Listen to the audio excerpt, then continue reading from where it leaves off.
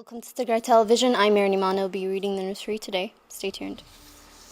A person with disability we met in an IDP center in Ma'ala says he's on the brink as he was forced to leave his homeland to escape atrocities. He says he left the land of his birth, Adagarwi, central Tigray, after he witnessed Eritrean forces killing civilians indiscriminately. Aurahagara Sensei has more.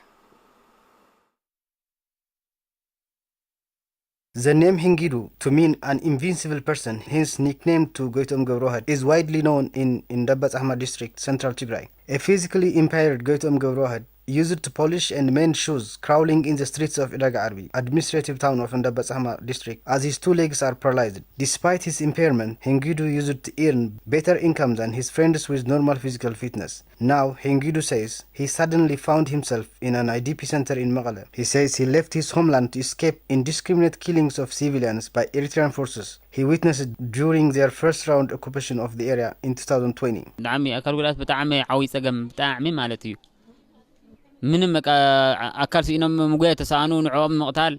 saw Eritrean forces killing disabled people like me before, and I didn't want to stay there when they were coming to occupy Adagarwi for the second time in late 2022. I saw a blind man being killed by soldiers, ordering him to open his mouth, and they shot him deep into his throat. Many mentally abnormal persons were also killed. Persons with disability were left helpless. Hingidu says he never expected financial support from anyone else. He conquered his disability and became self-reliant, and he was able to fulfill his daily bread before he became jobless following the deadly war in Tigray.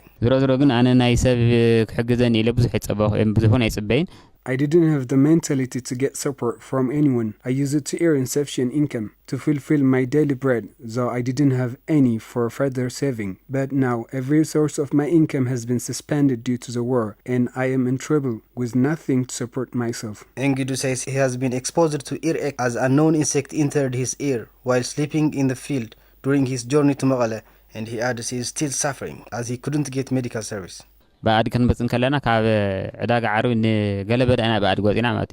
traveled on a donkey's back for 3 days from Adagarwi to Galabada, all the way through Maqala. I slept under 3 sheds at night for 3 nights, and an unknown insect entered my ear, and my ear is hurt a lot, especially in the daytime, as the insect moves every so often. I couldn't even get medical service here. Hingidu also says he is facing a challenge beyond his capability as he couldn't sleep at night in the bare floor at the IDP center as he has a problem on his back and he needs a mattress. He calls everyone in the diaspora to help him end his suffering. I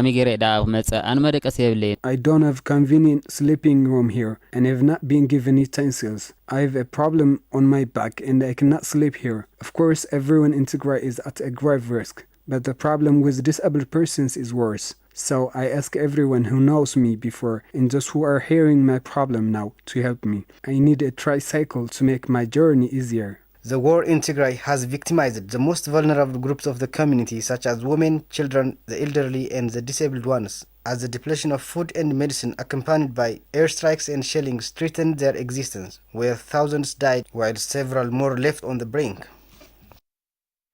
IDPs in Mahoni say that they're in a severe plight due to lack of basics such as food, shelter, and medicine. The IDPs from South Tigray who are now sheltering in Mahoni call the federal government to take responsibility in withdrawing Amhara militants from the Alamata and its surroundings so that all IDPs can return to their homes to save lives of many others. Mahari Tadessa has the details.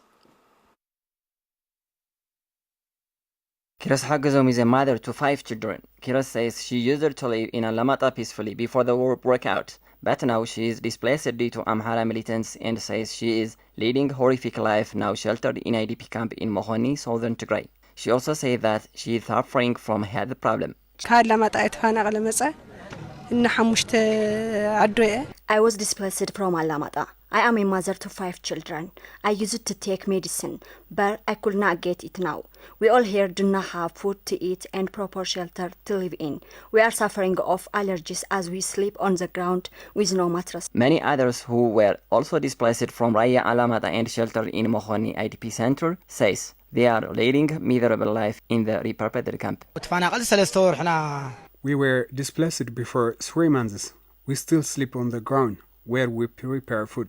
The IDPs demand for the full and immediate implementation of the signed peace agreement that states the withdrawal of non-ENDF Amhara militants as part of it, so that they could return to their residences. Amhara forces entered to Alamata 3 times. All properties have been looted by them. They are committing horrific atrocities. They brutally killed a child and threw his dead body. They raped mothers, children, and monks as well. They slaughtered almost all animals in Alamata. The IDPs hope that they will be able to own the damaged properties if they return to their residences. They also call to the federal government to work on the full implementation of the peace process and to take the responsibility of withdrawing Amhara forces from their areas and returning them to their homes. Every conflict should be solved peacefully. We should return to our residence. If we return back to our home, we can regain the properties distracted now. If the forces withdraw from the areas, we will return to our homes. We hope that we can lead our life as we use it to feed ourselves by farming. Tigray University Scholars Association says the presence of Eritrean forces threatens the peace process. Earlier today, TUSA stated Tigray remains in the hands of hostile Amhara and Eritrean forces called on the African Union, the United Nations, and the United Nations Security Council to fully engage in the peace process for these forces to leave Tigray according to the agreement. Despite recent reports of the withdrawal of Eritrean forces, different territories of eastern, central, and northwestern and western Tigray still remain under the Eritrean army that fought in the war on Tigray alongside Ethiopian federal forces.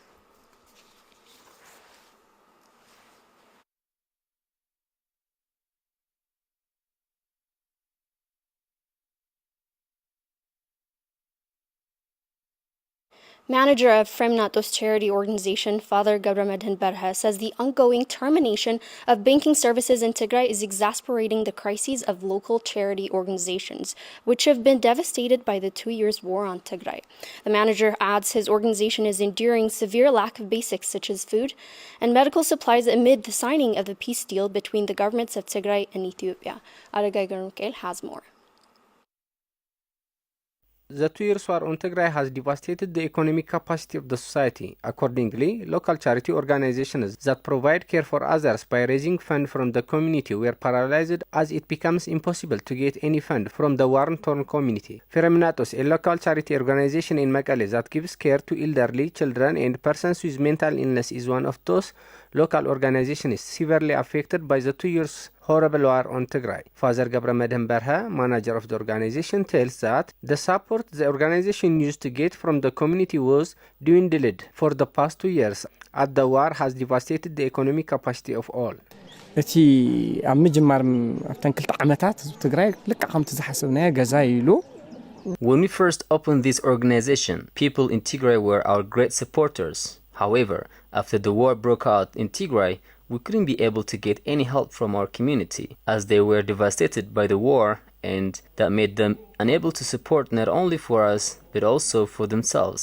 As a result, the hardship that we have been through is very difficult even to imagine, as we have the responsibility of giving care for 175 people who seek a continuous care. We only made it this far due to the charity of the Almighty God who blessed the little we have.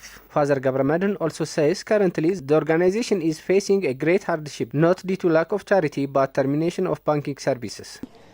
እዚ ናይ ሰላም ሃዋህው ተረኺቡ ዘሎ ብጣዕሚ ክምስገን ዝግባእ ዓቢ ነገር እዩ።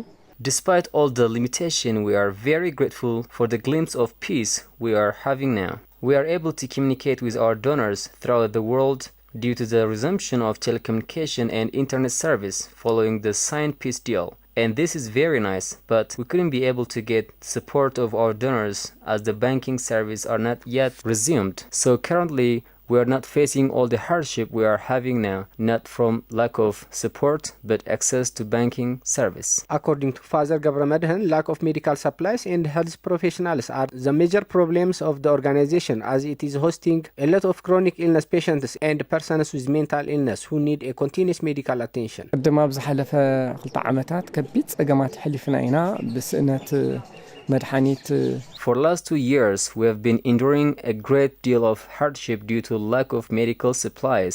Similarly, lack of medical supplies in our organization is still continuing even after the signing of the peace deal. We are giving care here for many chronic illness patients and 67 persons with mental illness who needs medication in a daily basis. The patients are exposed to different consequences from the termination of medicine. On top of this, currently we have a shortage of health professionals as we couldn't be able to hire some as we have a very limited budget. Father Gabramedhin called the Ethiopian government to take important steps according to the signed peace deal to end the suffering of people in Tigray. እዚ ተረኺቡ ዘሎ ሰላም ብጣዕሚ ዝምስገን እዩ ጽቡቕ እዩ We are grateful for the peace we have achieved so far, as peace is the meaning of life, so we need to be alert to preserve it so everyone could benefit from it. So the terminated basic service like banking service should be resumed, so to achieve a sustainable peace, as the absence of peace is always leading to bankruptcy as we have been witnessing for the last 2 years. So it's crucial to take important steps to achieve a real peace for the sake of those who are still enduring unimaginable suffering due to lack of peace. Teachers displaced from northwestern Tigray, now sheltered in Ma'ala IDP Center, say that they couldn't witness any sign of solution for their problems even after the peace agreement. The displaced teachers added that they haven't gotten their salaries for more than 18 months now. Governor Christos Khasai has the details.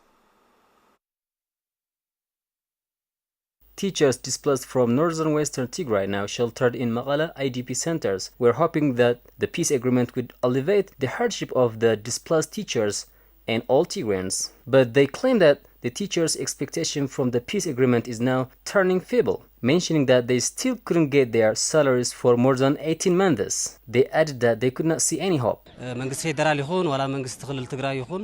was expecting either the Tigrayan or the federal government to bring a solution, putting our problems into consideration, but none of them did. Teachers are in a very big problem.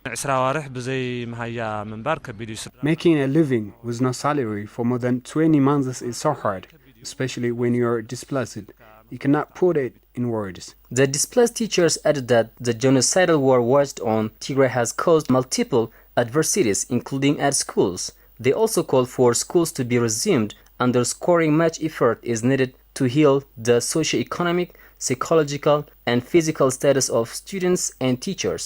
መንግስት ትግራይ ይኹን ዋላት ናይ ትምርቲ ክልልና ይኹን ማለት ምስ ናይ ፌደራል ተአሳሲሩ We demand a quick solution from the educational bureaus of Tigray and Ethiopia. Our students are now out of school. They are far away from schools. The students are psychologically damaged.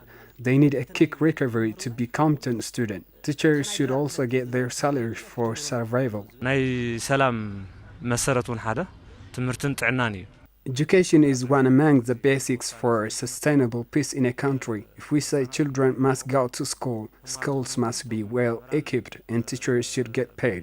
Children should get psychotherapy before they start receiving academic lessons.